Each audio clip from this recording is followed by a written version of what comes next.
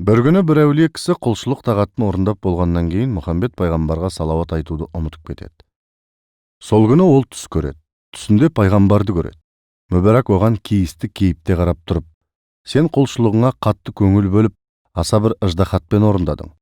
Бірақ дұғадан соң маған салауат айтуды ұмыттың. Сол үшін саған ренжіп тұрмын деді. Әлгі кісі қатты ұялып пайғамбардың жүзіне тура қарай алмады. Ол: уа Алланың расулы, менен бір қателік өтті. Құдайға көңіл беріп, оған шын ықыласпен құлшылық еткенім сонша, саған салауат айтуды ұмытып кетіппін. Мені кешіріңіз деді. Сол кезде пайғамбар: сен менің салауаттың игілігі туралы насихатымды естіген жоқсың ба? Маған салауат айтпасаң, рухың кемел болып шыңдалмайды. Мені ата-анаңнан да артық көрмесең, иманың толық болмайды. Сондықтан жадыңа жақсылап түйіп ал. Алланың рухани қазынасы шексіз. Тек оның кілті маған жолданған салауат. Кім бұл қазынадан үлес алғысы келсе, үзбей салауат айтып жүрсін депті. Ұйқысынан тұрғаннан кейін әлгісі содан кейін ышық махаббатпен салауат айтатын жағдайға жетіпті.